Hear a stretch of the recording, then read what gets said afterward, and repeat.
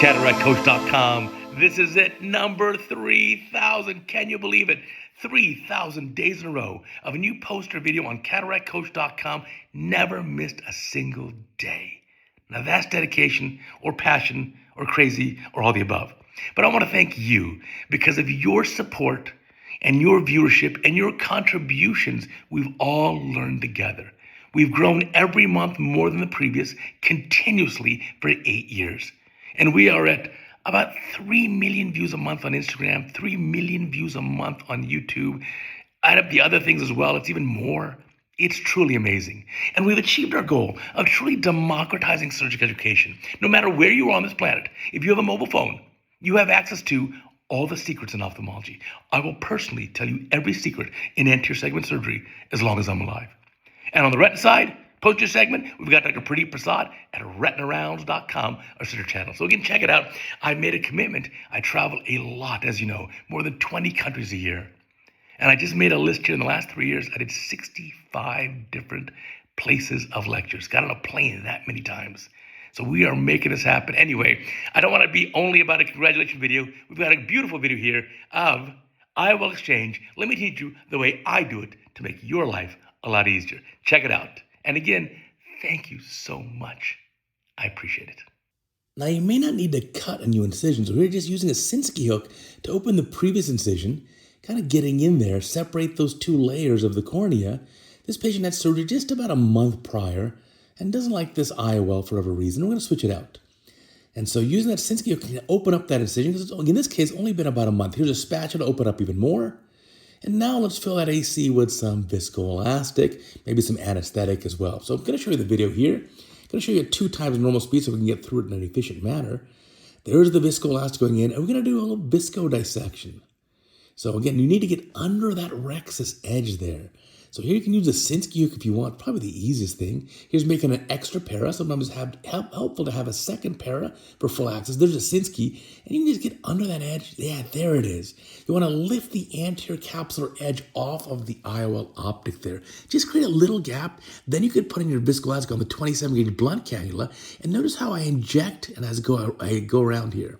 So injecting it very carefully here, 360 is what you want to achieve. And again, the goal is to open the anterior capsule away from the posterior capsule. And you want to do that for the full 360. That's why you need these 2 paras. I can use one old pair from before, which is the one that we're using now, the left side, left-handed. I did this surgery about a month prior. And again, patient's not happy with this IOL, so we'll switch it. Now, a little bit of viscodissection there. You see that viscoelastic wave going behind the optic.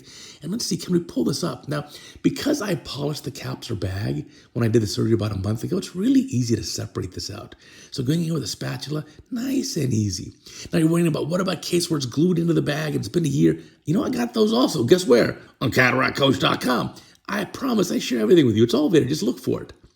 Again, don't just search on YouTube. If you search on CataractCoach.com, you'll actually find more of the stuff.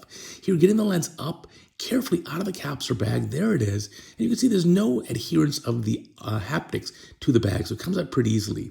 Now we're going to get it here, rotate it around. I want to pull that one haptic close to the incision, and then we'll slowly pull it outside the eye here.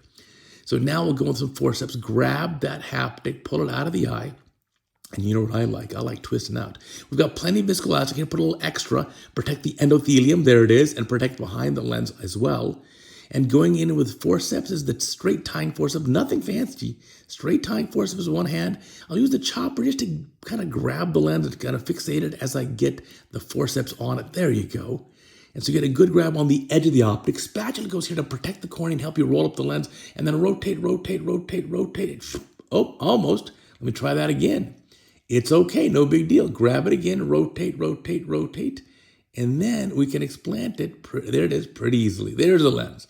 So it comes out very easy. I promise this patient a completely clear cornea on post-op day 1 and had a great vision. So there's no issue involved here. You're not scraping the endothelium. Very safe to the endothelium. Completely safe. A little more viscoelastic fill the capsule back. Here comes the replacement lens. And this patient's, again, going for a single-piece acrylic monofocal lens. Now, the first lens had no yellowish tint to it, and the patient definitely wanted a yellow tint. The first lens was the monofocal plus lens, which the patient did not like. And the reason is the patient ended up in bright sunlight having a small pupil, and that ended up making the lens a little myopic, a myopic shift there. And that was significant for the patient because that patient had a monofocal plus that had a central zone of a little bit higher power. So this is just a straight monofocal, the same power across the lens. Going in now behind the optic, remove viscoelastic. Remember, we used dispersive viscoelastic to dissect the lens from the bag. So it takes a little more effort to remove it here. So I'm spending a little bit more time with the IA to really vacuum out the viscoelastic. If it's just cohesive, that comes out very easily. But this dispersive, there's a lot more effort to remove it.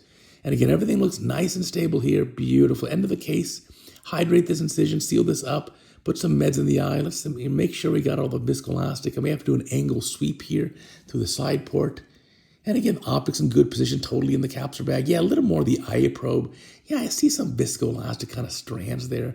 Make sure you get all those out, because you don't want to have an IOP spike on day one. IOP spikes on day one, remember, are not from steroids. They're from retained viscoelastic.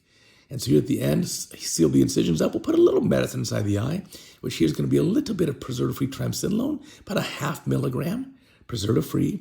Here's a little bit of BSS to swirl it around, or you can also put in dilute carbachol. And then finally, a little small aliquot of preservative-free moxifloxacin. Get the IOP where you want it. And now let's double check. Pressure's good. We're going to check really carefully. Looks great. And now let's see what the pressure is. Pressure looks pretty good. Patient's happy. Let's double check. Make sure everything's completely watertight and sealed up. Looks great. And again, patient had a beautiful result on post-op day one. So that's how I like to do an IOL exchange, especially if I did the original cataract surgery. Thanks for watching. And again, thank you for helping me get to video 3000.